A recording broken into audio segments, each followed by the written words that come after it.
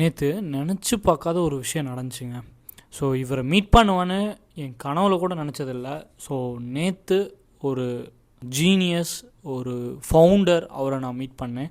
So ஆக்சுவலாக நேற்று வந்து இந்த கொடிசியாவில் startup TN, so global startup TN summit நடந்துச்சு.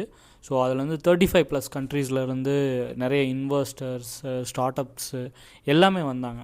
ஸோ அந்த இடத்துல வந்து நான் உள்ளே போய் விசிட் பண்ணேன். ஸோ அப்படி விசிட் பண்ணிகிட்டு இருக்கும்போது நம்ம கோயம்புத்தூரோட கேஜி குரூப்ஸ் இருக்குல்ல, கேஜி ஹாஸ்பிட்டல்ஸ், கேஜி சினிமாஸ், அதுக்கப்புறம் KG college of arts and science, இந்த மாதிரி கேஜி குரூப்ஸோட ஃபவுண்டர் மிஸ்டர் பக்த வட்சலம் அவரை நேரில் பார்த்தேன்.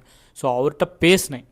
ஸோ அவர்கிட்ட பேசும்போது அவர் என்ன சொன்னார், சார் இந்த மாதிரி பிஸ்னஸ் ஆஸ்பிரண்ட்டாக இருக்கேன். ஸோ நான் லைஃப்பில் ஏதாவது அச்சீவ் பண்ணுறதுக்கு, பிஸ்னஸ் ரிலேட்டடாக அச்சீவ் பண்ணுறதுக்கு எனக்கு ஏதாவது ஒரு அட்வைஸ் கொடுங்க அப்படின்னு கேட்டிருந்தேன்.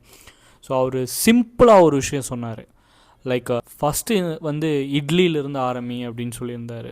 ஸோ இட்லியிலேருந்து ஆரம்பி, அதுக்கப்புறம் டீ கடை போடு, அதுக்கப்புறம் ஐடி கம்பெனி பார்த்துக்கலாம் அப்படின்னு சொன்னார். சொன்ன விஷயம் வந்து சின்னதாக இருந்தாலும் பட் அதில் சொல்லப்பட்ட அர்த்தம் வந்து ரொம்ப ரொம்ப அதிகம். ஆக்சுவலாக என்னென்னா, எந்த ஒரு பிஸ்னஸாக இருந்தாலும் ஒரு சின்ன புள்ளியிலேருந்து தான் ஆரம்பிக்கும். அதுவும் வந்து இப்போது அடுத்து பூமாக போகிறது இந்த ஃபுட் இண்டஸ்ட்ரி அப்படிங்கிறத அவர் மென்ஷன் பண்ணி சொல்லியிருக்காரு.